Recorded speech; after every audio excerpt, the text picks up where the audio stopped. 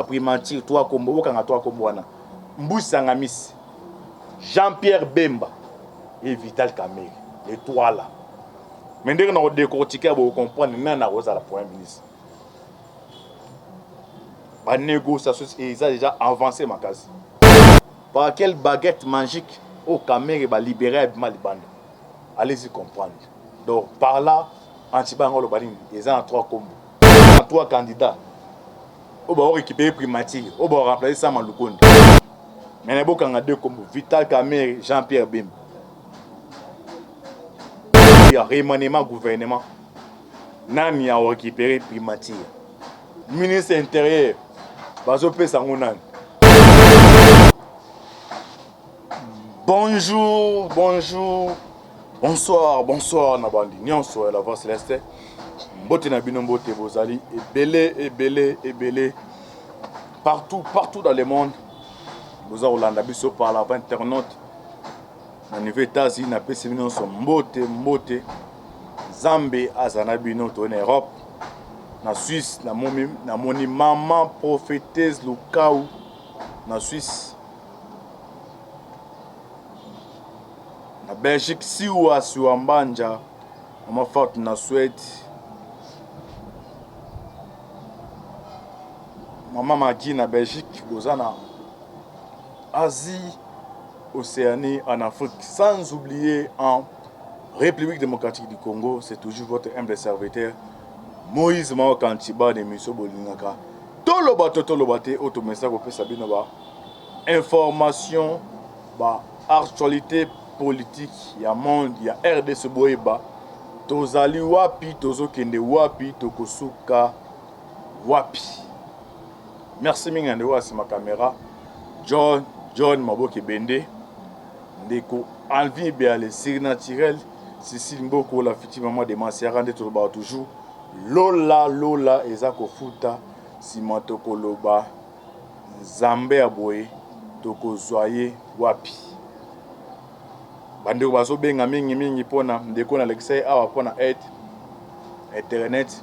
Ceux qui bozui était mis à travailler, ils sont au PC et au coma. Parce que mingi rosa connecté contenu à douleur ça na ventre ba ndeko ba prometa ki boza apesa ki numéro bo benga bo aider mapamboli muso ezwa obozwa maka elekina o pesa ka ba musicien yo mto pesa ba musicien o pesa ba nani mais so pesi na pona ko aider o bana lopoto ba benga les non assistance à personne en danger Zambie o pambolo minga pesa numéro bo benga e pona ko aider lelo sujet où ça témoin en cela awa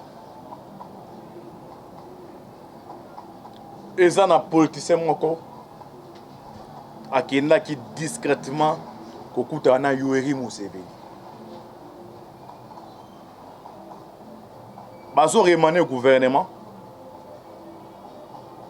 il y a un homme de naibisa rabino ne balina ça fait moins de 3 mois passés yem tozo primature parce que 2020 mon pone mezali tu sais que des fois tia bato ba préparer électorat naï le boye ba awa na Congo pour no ma président ba leader ba kabwana un grand Kassai au mona Tshisekedi grand Équateur au mona Bemba Katanga on te voit Katumbi parce que qui mutaza kuna me pour laisser za Katumbi utabandu ne mona ba kizenga par tu ba matin fa Kinshasa eza ba kabolango alors pour comme président faut tous les forces sont bas à la simana alors tu sais que il faut tia ba jouer oyo ba ko jouer rôle na mapona ma 2023 alors Awantibal ne to ba toujours émission tolo baté Antibal na ngolo na kata mai soki nazobi pour informer bino yoko tia tembete procès à chez Beya, c'est toujours en cours. D'autres arrestations en cascade. Calamité Bela Batouaz à la circuit. Yango na awa pour partager bino ba élément wana. Bonne chance na Léopard na biso. Moninga na soutenir bora par chapeau. Tozala bana mike to ka ke no bakenda coupe du monde so ni bazo so ni boy. Mais le haut ce to moni yango na miso biso zabi makasi ezali makambo ya parti politique te eza makambo ya République démocratique du Congo ndenge soda azwaka monduki mpo abundela ekolo na ye ndenge mo mpe bandeko babundela mboka de esika bango to bazali bonne chance na bango. Alors sans plus tarder tokoti na sujet na biso Antipas Busangamis aza leader ya moko ba leader ya Ituri kuna na est au parti za RCDKM bakutana kina Museveni. Pourquoi bakutana Yoweri Museveni na région ya Grand Lac? De na ebisaka bino que non bazolinga ba changer ba leader. Alors pour na ko changer ba leader pays eux comme pays mon na bien cerveau monteur ndenge joueur avec cette équipe ndenge RD ça na région Galak balinga d'abord alternance c'est le on a parti à muto ba oyo akoya wande a permettre à faciliter bon pour na ko changer leadership ya région Galak pour na ko changer yango les cerveaux montés baluka ba doté na ba moyen nyonso oyo ba pays baza singa singa ba kuma ko mone faible ba mone akoy makasi pona e a rejouer rôle wana azala na mbokasi deva bango yo mona alterner c'est meki na niveau ya région pas Kabila ko ba mona dia ataki complice et ça na complicité za qui complicité bilatérale ya bon voisin complicité parce que non pour ça on dit mako trahir tel pour na tel pour na mboka do atayi tel pour na ba intérêt na ya on Kabila bande rosal deva ba Museveni deva ba Kagame complicité za ki makasi. Alors avènement il y a ce qui est la communauté internationale va changer le leadership dans le niveau de la région de Galak. Le président va comprendre. Mais à travers le canal diplomatique, il va comprendre que non, c'est faux. Alors, jouer un rôle. Au moins, ça fait 2 mois passés, Kagame et moi, on est encore à Mobali. On est militaire au niveau de Rwanda. Donc moi na wana yende Kagame azo préparer. Or que sur le plan international, il y a un fils là ya Berimana. Netolo basali mwana déjà 1 mois, il était aux États-Unis. Donc les occidentaux vont préparer. Kagame a comprendre dango. Ba tanta ki James Kabarebe mais ba Léon James Kabarebe bazaki na Kagame puis James Kabarebe aza bato ba faire partie na ba des ordres entre autres la RDC. Alors Moutabon se peut confier le leadership à Rwanda. Donc c'est comme si il passe à Kaka Monka Koufi Monka Tikali. Alors bon, on va dire pas leadership. Leadership au ROA d'abord a un esprit il y a vengeance dans le niveau de Rwanda. Parce que quand vous voyez les fils habillés à Biagimana, il y a d'abord historique il y a l'Iwa et à Papa. Le fait que ce qu'il y a dans le niveau de Rwanda, à Koluka a tamisé. À Yungula tous les bas au gradé ba officine tout ba au bazana ya Kagame on a fois ya pour récupérer. Alors Kagame senti on zo préparer moi nani. Bande au mona na photo mona ya mbo aliboué wa to coller ba on ya pa ibana. To na niveau Uganda Museveni. Et ça moi ne moye mutako aka abando diriger opération IPDF boy. Ya zo préparer ça. OK moi là déjà guerre ya Ukraine Russie bandi. La déclaration nationale qui a soutenu Poutine, déjà, il est déjà écarté. Alors pour l'instant, on se fait jouer à Zoluka Nani Oyo, à Koki, pour remplacer. Entre-temps, à Zo préparer la relation à bon voisinage. Parce que Zomona, Antipas, à Kokutana Museveni, n'a pas l'autre fois, il dit l'histoire, il y a ADF wana ADF nalu do bazaki regroupement moko chrétien na niveau ya Uganda. Alors muta bando diriger yango ala sous forme opposant ya Museveni à l'époque. Museveni a eu pouvoir sika to bana côté les mais ils ont église catholique za ana ba président. Alors Museveni a ko ça de toutes les façons aluka longola mutuana on a déjà monté à son obédience là. Comme on a faut arriver que non monté à Koufi. Alors et à Koufi Museveni comme préparer à le cas monté à en tendance là. Des blocs où on va pro ya leader na bango za s'opposer na Museveni basali front contre eloko wana on est bakabwana et bakabwana so comme Museveni ba ne ko traquer bango bake luka l'homme le plus puissant à l'époque ya région c'était Mobutu que non biso toza prêt to collaborer na yo pour to bundisana ni Museveni. Alors Mobutu auparavant il y a un bon voisinage na Museveni parce que Moutachi bango il a joué un rôle très actif. Alors Mobutu a aidé ADF dans l'état sur comprendre a aidé Bondeni à travers Laurent Désiré Kabila parce qu'il y a des formations il y a un rebelle il y a la combo ya Moussé ce qui a sali ba massacre qui battre massacre soit entre na Rwanda ou bien na Uganda ce que nani na Uganda ce que Mobutu moi c'est comme si Museveni a comme ko trahir parce que Mobutu bato ataki na région kalaki avec ngonyonso ce qui rebelle mo ngebo tama pona ko ya zayi ba ko informer comment comprendre ndene so musée aya sali ba trafic koto bale batini batu bakange azoki mara niveau nini ya Uganda donc Mobutu a comprendre ki Museveni comme traître ya ngwa armaki parce que mon ke wa estini wande wo mona kana des sous forme ya ba revanche wo mona guerre na ya réussite donc ici alors qu'il ne ko concourir gloire ne ya kala donc au moins ndenge ezali ndenge histoire ne se passe. Alors basali ADF wana déjà nani ba adani ba Antipas ba no connaît déjà au bazé ba avant on ba ya ba no connaît bazé déjà wana ba onde ba yambaka ba ADF wana ba yambi bango ba botina bango pe ba pesi bango na village donc ba armezo ya ba ke no sa ba trafic wana donc basala ki ba sangani ADF bar Nalu ndezaki ba côté ya ba Antipas donc Nalu ayambi ADF yo ka benga bango ADF Nalu. Alors assez concernant la crise ya Ituri bato ba faire partie na crise ba porter même sur 100% même 20% la solution et ça ba Antipas mais Antipas qui kuna discrètement pardon to éviter azani député azara leader simple aki kokutana Museveni discrètement. Est-ce que Fachi est au courant? Va souligner nini a saigné na Museveni pour et pas ya Fachi. En politique, nous c'est un monde d'intérêt en politique. Bon mon dernièrement awa sommet mo sem na niveau et coach na niveau à Brazzaville oyo sasungi sabengisi Fachi na Museveni. Nini batami wana. Toi côté Jean-Pierre Bemba.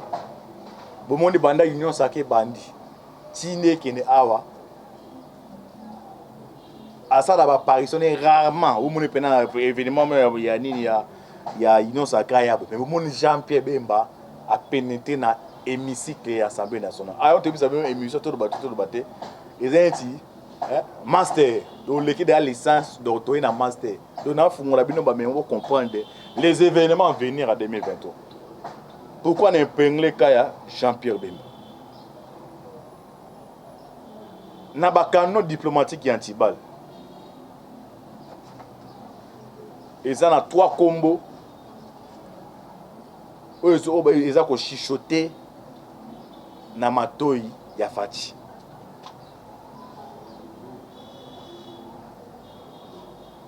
Fachi sur le plan électoral. Aza déjà nina Grand Kassai. Kishasa ba o kabona fayu so fayu la rôle que ça y est pas rôle ka fayu. Grand bandu déjà Bamboso wana ba jouer ba rôle très actif. Donc on des Azaki. Donc Mboso, c'est ça la politique. Mboso ba nani palu. Ba tout le monde ba ngotukuna. Alors bazo ka facha so que ça est na Katanga. Na Katanga facha bande ko compter na papa na biso baba Kyungu. Mais Kyungu aza sauté. Alors comme Katumbi aza malin asali fort netoloba awa Kyungu na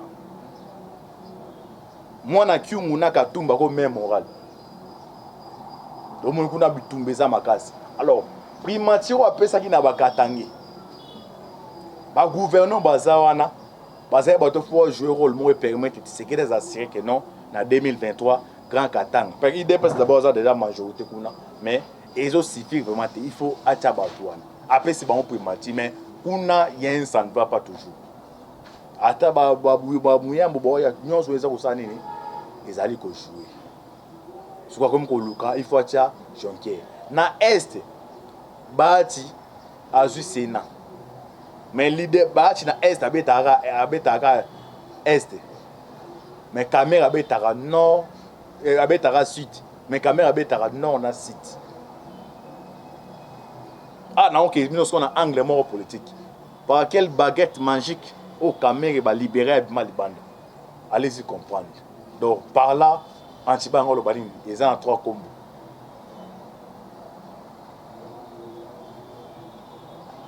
trois combos où il remanime au Salema va récupérer primature antipas mbusanga misi bilo na beto bandeko na beza ba peut-être eza première chaîne pa antibala mona ka loin to mona ka 3 mois 5 mois pour ba chaîne ebele pe bandeko ebele eza donc ba pesi biso na primature 3 kombo okanga 3 kombo wana mbusanga misi Jean-Pierre Bemba et Vital Kamerhe les trois là mais dès qu'on a décortiqué pour comprendre nana rosa la premier ministre la négociation et ils ont déjà avancé ma case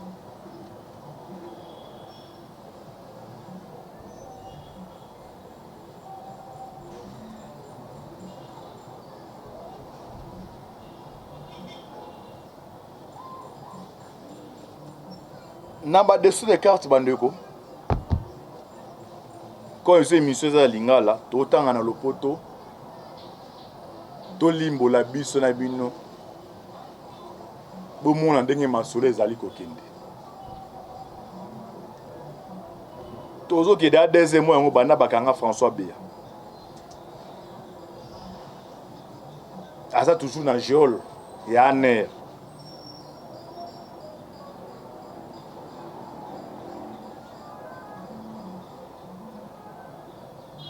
avant de décortiquer makambo bandeko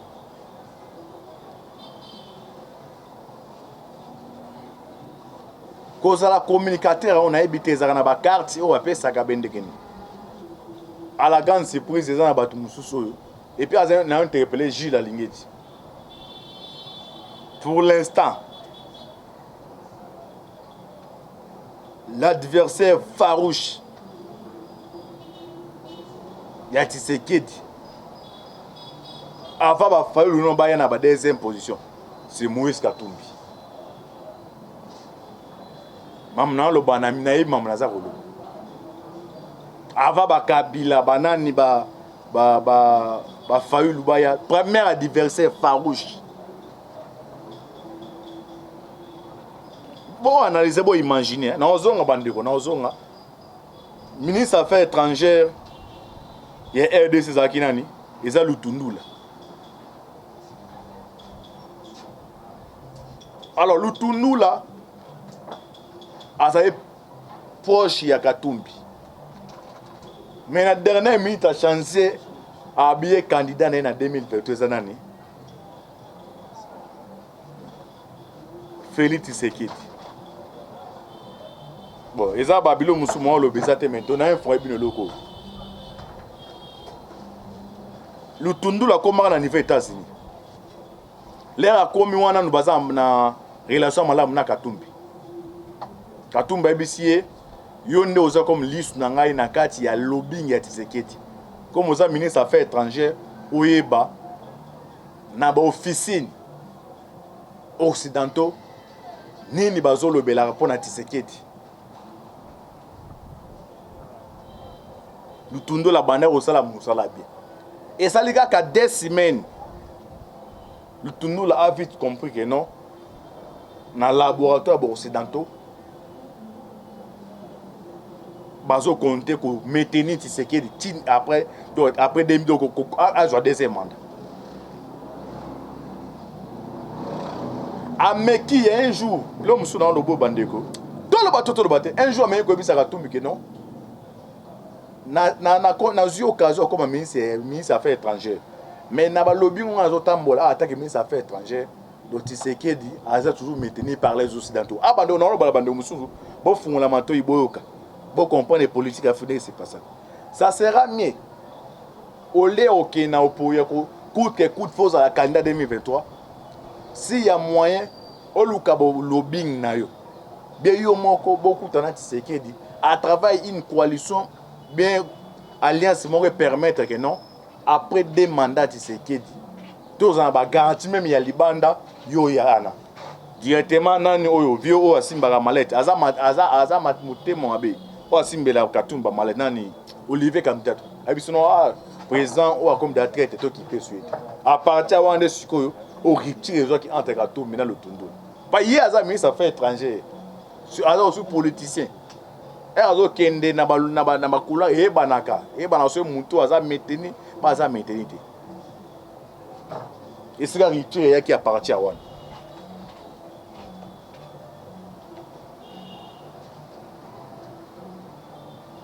bandeko bon moi on est une prophétie mais ça m'a quand même s'est passé d'un épisode de bandit ah ils ont 3 candidats on va récupérer primatique on va remplacer ça Malukonde wana za mamteko o za majorité na parlement non wana est-ce que ba tactique ya politique na tanga meno 3 kombo Mbusa Ngamisi Vital Kamerhe et puis Jean-Pierre Bemba bolanda article oyo tozo ngato continuer toloba te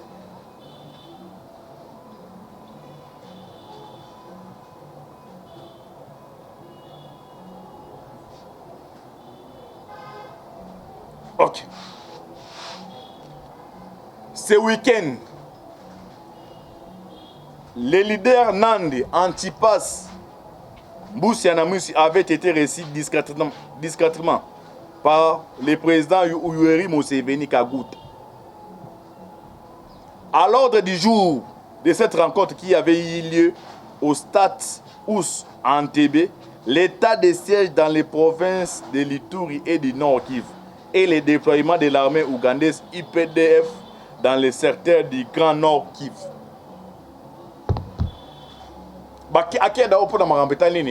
Il y a Est. Mais comme c'est un politicien, la politique est en moi na peso téléphone no pesinga oyo. Yem Antipas azape na ba groupe armée rebelle na e. Mbusa Ngamisi mona. Soko ba groupe na ba groupe musukuna mo ba yoka na wa bebana. À travers ye a rejouer bolobing na Museveni abengi bande koni nyonso ana omunga o baba ko de konani ba yoka ni ma contrepartie pa baza ba garantie. Wana ndalo ba selon ba condition mo pas za terre politique. Alors ça la musala ya pamba te. Fa ba intérêt nezanini. Azo senga primatique na Tshisekedi. Wana na bi eza ba officine. De to ba la voix c'est to zo bino na cette tomati mi olu. Boko manana bo atteindre perfection. Donc il y a après il y a tous les groupes rebelles wana ma contrepartie à senga Museveni a Tshisekedi APC primatique. Donc c'est lui aussi à primatique, il m'a rejoué à dans moi na est à Ibi est. Est-ce que ça possible? Deuxième montant est c'est Vital Kamerhe. Bande ko bolanda article on a vu aux articles ndenge ebimel ndenge na tangeli. À travers ba analyse pour comprendre de l'eau na koloba. Na bité que ba article ko mi awa yango des abongo ke no atibal de no koloba bo ana otanga article.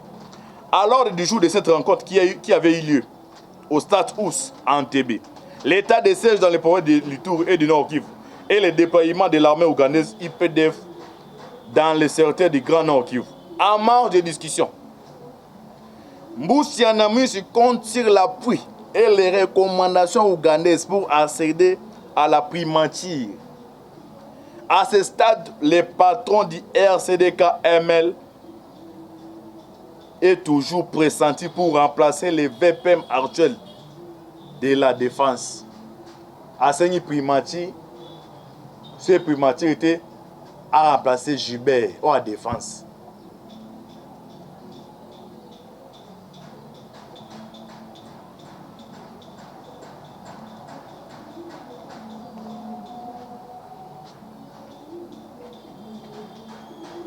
Le patron du RCD KML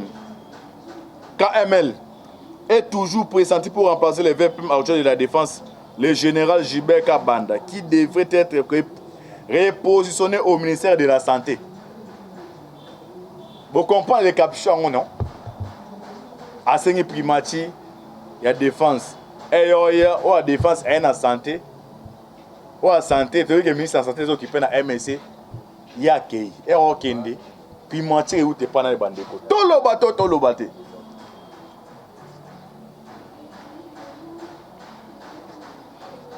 Deux autres personnalités ambitionnées également les postes très convoités du Premier ministre. Il s'agit de Jean-Pierre Bemba et Vital Kamerhe. Deux combats na Jean-Pierre Bemba, Vital Kamerhe. Na ebisaka bande au moins IDPS ka na yamba awa. Wana coalition et salemi entre Kabila na Tshisekedi. Na lobi na 2023 alliance et salema entre IDPS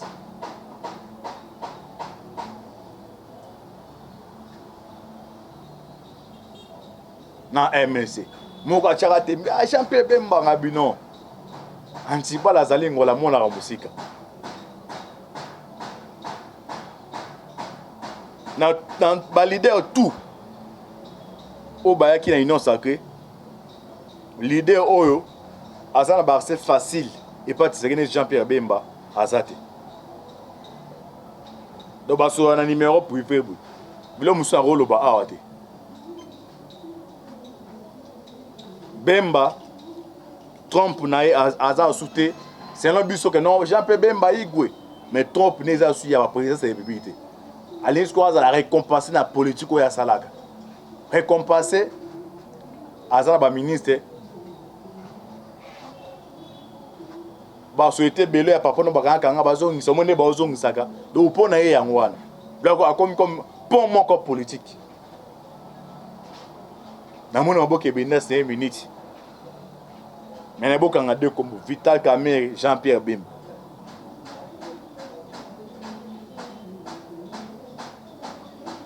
Maboke benda kati.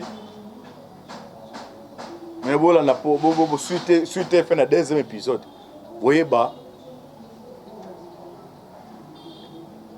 Miko les allez koya remaniement gouvernement.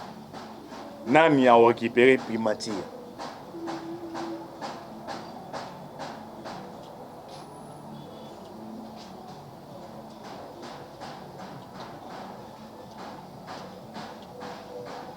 Ministre intérieur bazo pesa ngonan yango qui ba isa ba dessous des cartes on a go pesa bino na premier épisode deuxième épisode boye ba makambu ezolekana ndenge nini mais loko na kosenga na bandeko baza libanda ya mboka les na epsa mettre que non ce qui nous unit est plus fort que ce qui nous divise. Ce qui nous unit, c'est la République démocratique du Congo. Ce qui nous divise, c'est l'appartenance. Et ça rend total match on a les pas. Les matchs à l'OPA total. Imaginez total match à l'OPA, bah marqué bi mais Congolais moitié mais on sera au CP. Ils ont des mots ba dossier à la guerre à est. Qui c'est qui est des pèlerins. Ben si ce tika la kabato balekanak. Bozo mon a réussi à mon ati. Poutine a eu option peut-être exemple aux options moya personnel mais comme ils ont intérêt à risque tous les risques manaï. Même oligarque non sona oligarque non so ka batambo non so ba proche non so. Je suis exactement mais comme m'intérêt à risque zali mais ça na Congo. Toi ce que exemple à ici à na Congo. Au moment de lobby de abandé dans ces facha bandika guerre le lobby déjà au monde au pena bo posa pena ya boe pena na TV. Nous colonies to comme na ba dégâts ba ya ba risque wana. OK non, montant déjà sur décision pour l'intérêt. Ces intérêts c'est que là tu comprends non comme dictature mais la démocratie, bah c'est intérêt en bok. Pourquoi yo luko diaboliser on lo bamabe. Boko nego prier makasi pour na biso. Si tu fais un dossier à procès à Chebia, tu y a to limbo la pe bino dossier oya. Il y a ma révélation. Il y a mon ponami à 2023. Vous s'abonner massivement pour nous continuer à avoir des informations à chaque fois. Aux actualités que vous avez pour nous couper des informations. Merci d'abord pour critiquer. Mais là, on a la péqué, ça va un petit peu la péqué, c'est les qu'on filme avec au primace. Faire ah, ta bête lance sur roquette et au din. Tamba Pambo Labino. Affaire à suivre. Ciao. Dès qu'on voit la boca, Jean-Pierre Bemba, Vital Kamek. Naibisara bande au moins IDPS ka na yamba awa. Wana coalition c'est ba esalemi entre Kabila na Tshisekedi. Na lobi na 2023 alliance esalema entre IDPS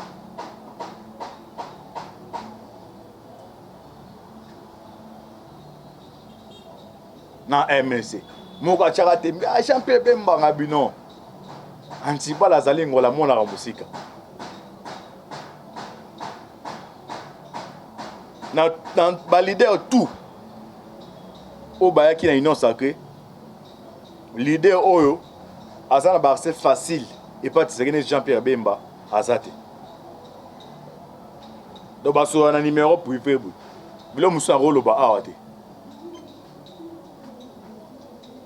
Bemba Trump na aza souté c'est un but que non Jean-Pierre Bemba igwe mais Trump neza su ya ba président de la République. Allez jusqu'à la récompenser la politique ou ya salaga. Récompenser à ba ministre ba souhaiter belé ya papa no ba kanga ba zo ngiso monde ba zo ngisaka do pona ye yango wana. Blako comme pont moko politique. Na mona maboke benda 5 minutes. Mais na boka nga deux comme Vital Kamerhe, Jean-Pierre Bemba.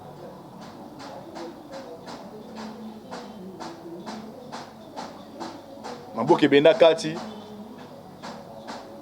Mais voilà na po suite fait na deuxième épisode. Voyez ba Miko les allez ko ya remaniement gouvernement. Nani a récupéré primature.